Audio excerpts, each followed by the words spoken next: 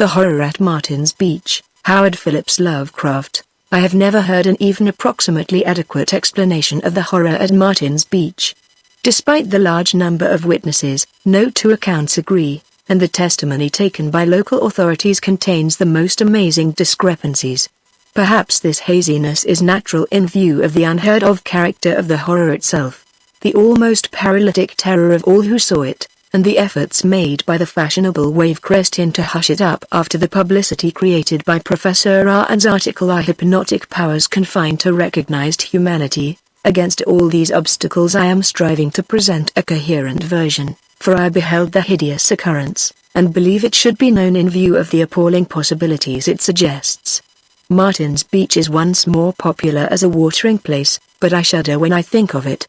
Indeed, I cannot look at the ocean at all now without shuddering. Fate is not always without a sense of drama and climax, hence the terrible happening of August 8, 1922, swiftly followed a period of minor and agreeably wonder-fraught excitement at Martin's Beach.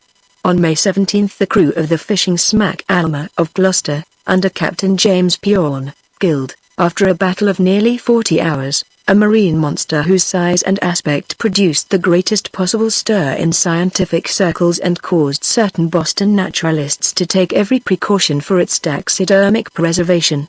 The object was some 50 feet in length, of roughly cylindrical shape, and about 10 feet in diameter. It was unmistakably a goldfish in its major affiliations, but with certain curious modifications such as rudimentary forelegs and 6-toed feet in place of pectoral fins, which prompted the widest speculation. Its extraordinary mouth, its thick and scaly hide, and its single, deep-set eye were wonders scarcely less remarkable than its colossal dimensions, and when the naturalists pronounced it an infant organism, which could not have been hatched more than a few days, public interest mounted to extraordinary heights. Captain Orne, with typical Yankee shrewdness, obtained a vessel large enough to hold the object in its hull, and arranged for the exhibition of his prize. With judicious carpentry he prepared what amounted to an excellent marine museum, and, sailing south to the wealthy resort district of Martin's Beach, anchored at the hotel wharf and reaped a harvest of admission fees. The intrinsic marvelousness of the object, and the importance which it clearly bore in the minds of many scientific visitors from near and far, combined to make it the season's sensation. That it was absolutely unique to a scientifically revolutionary degree, was well understood. The naturalists had shown plainly that it radically differed from the similarly immense fish caught off the Florida coast, that, while it was obviously an inhabitant of almost incredible depths, perhaps thousands of feet, its brain and principal organs indicated a development startlingly vast, and out of all proportion to anything hitherto associated with the fish tribe. On the morning of July 20 the sensation was increased by the loss of the vessel and its strange treasure. In the storm of the preceding night it had broken from its moorings and vanished forever from the sight of man, carrying with it the guard who had slept aboard despite the threatening weather.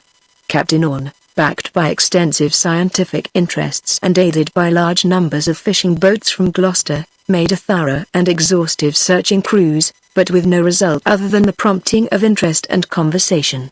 By August 7 hope was abandoned, and Captain Orne had returned to the Wavecrest Inn to wind up his business affairs at Martin's Beach and confer with certain of the scientific men who remained there. The horror came on August 8. It was in the twilight, when grey seabirds hovered low near the shore and a rising moon began to make a glittering path across the waters. The scene is important to remember, for every impression counts. On the beach were several strollers and a few late bathers, stragglers from the distant cottage colony that rose modestly on a green hill to the north, or from the adjacent cliff perched in whose imposing towers proclaimed its allegiance to wealth and grandeur. Well within viewing distance was another set of spectators, the loungers on the inn's high sea-isled and lantern-lighted veranda, who appeared to be enjoying the dance music from the sumptuous ballroom inside. These spectators, who included Captain Orne and his group of scientific confreres, joined the beach group before the horror progressed far, as did many more from the inn. Certainly there was no lack of witnesses, confused though their stories be with fear and doubt of what they saw. There is no exact record of the time the thing began, although a majority say that the fairly round moon was about a foot above the low-lying vapors of the horizon. They mention the moon because what they saw seemed subtly connected with it, a sort of stealthy, deliberate, menacing ripple which rolled in from the far skyline along the shimmering lane of reflected moonbeams, yet which seemed to subside before it reached the shore. Many did not notice this ripple until reminded by later events, but it seems to have been very marked, differing in height and motion from the normal waves around it. Some called it cunning and calculating. And as it died away craftily by the black reef so far out, there suddenly came belching up out of the glitter-streaked brine a cry of death, a scream of anguish and despair that moved pity even while it mocked it. First to respond to the cry were the two lifeguards then on duty, sturdy fellows in white bathing attire, with their calling proclaimed in large red letters across their chests. Accustomed as they were to rescue work, and to the screams of the drowning, they could find nothing familiar in the unearthly ululation. Yet with a trained sense of duty they ignored the strangeness and proceeded to follow their usual course, hastily seizing an air cushion, which with its attached coil of rope lay always at hand. One of them ran swiftly along the shore to the scene of the gathering crowd, whence, after whirling it about to gain momentum, he flung the hollow disc far out in the direction from which the sound had come. As the cushion disappeared in the waves, the crowd curiously awaited a sight of the hapless being whose distress had been so great, eager to see the rescue made by the massive rope. But that rescue was soon acknowledged to be no swift and easy matter, for, pull as they might on the rope, the two muscular guards could not move the object at the other end. Instead, they found that object pulling with equal or even greater force in the very opposite direction, till in a few seconds they were dragged off their feet and into the water by the strange power which had seized on the proffered life-preserver. One of them, recovering himself, called immediately for help from the crowd on the shore, to whom he flung the remaining coil of rope, and in a moment the guards were seconded by all the hardier men, among whom Captain Orne was foremost.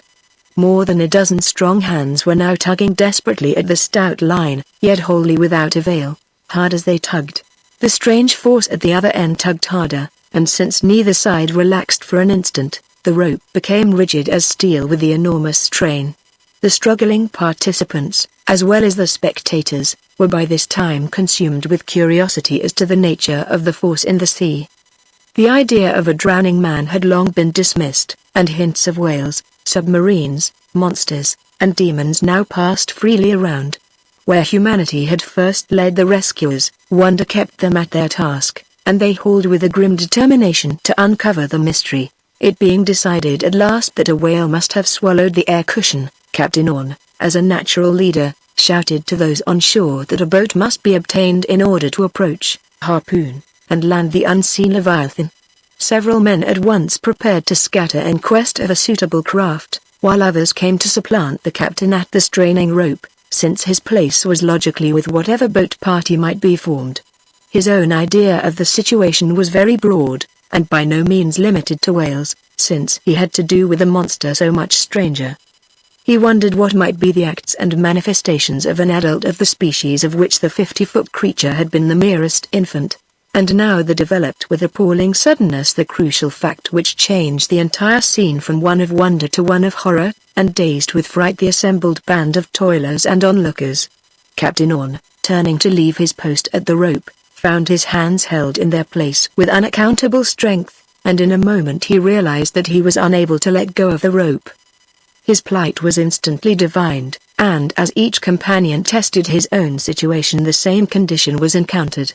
The fact could not be denied, every struggler was irresistibly held in some mysterious bondage to the hempen line which was slowly, hideously, and relentlessly pulling them out to sea.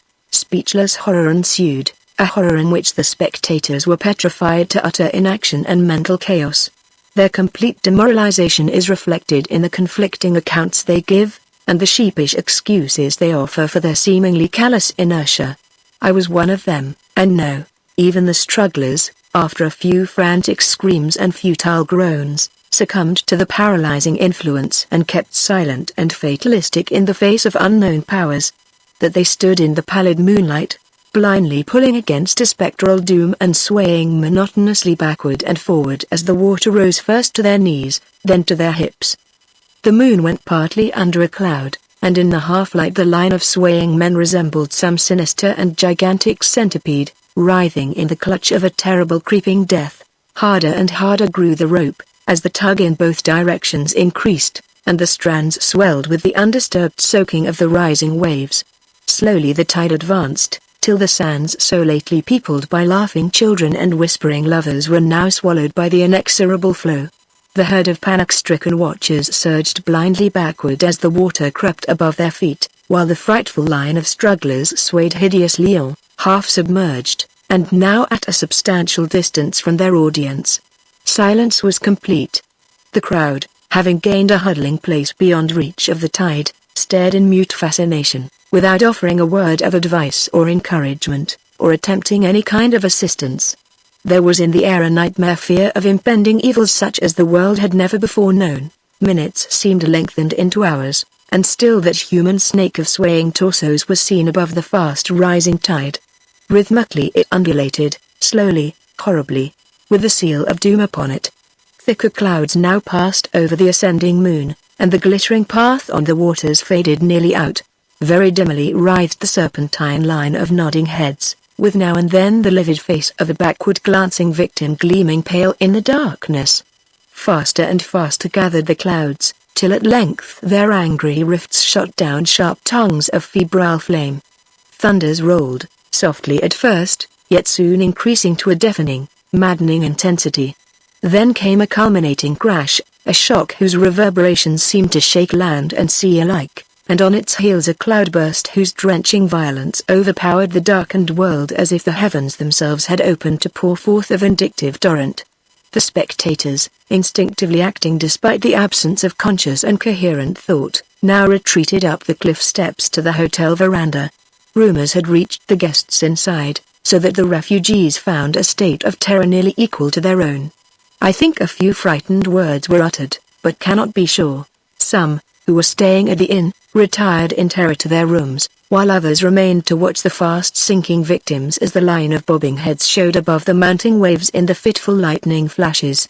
I recall thinking of those heads, and the bulging eyes they must contain, eyes that might well reflect all the fright, panic, and delirium of a malignant universe, all the sorrow, sin, and misery, blasted hopes and unfulfilled desires, fear, loathing and anguish of the ages since time's beginning, eyes alight with all the soul-racking pain of eternally blazing infernos.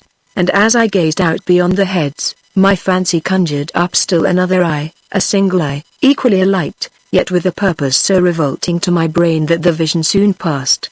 Held in the clutches of an unknown vice, the line of the damned dragged on, their silent screams and unuttered prayers known only to the demons of the black waves and the night wind. There now burst from the infuriate sky such a mad cataclysm of satanic sound that even the former crash seemed dwarfed. Amidst a blinding glare of descending fire the voice of heaven resounded with the blasphemies of hell, and the mingled agony of all the lost reverberated in one apocalyptic, planet-rending peal of cyclopean din. It was the end of the storm, for with uncanny suddenness the rain ceased and the moon once more cast her pallid beams on a strangely quieted sea. There was no line of bobbing heads now. The waters were calm and deserted, and broken only by the fading ripples of what seemed to be a whirlpool far out in the path of the moonlight whence the strange cry had first come. But as I looked along the treacherous lane of silvery sheen, with fancy fevered and senses overwrought, there trickled upon my ears from some abysmal sunken waste the faint and sinister echoes of a laugh,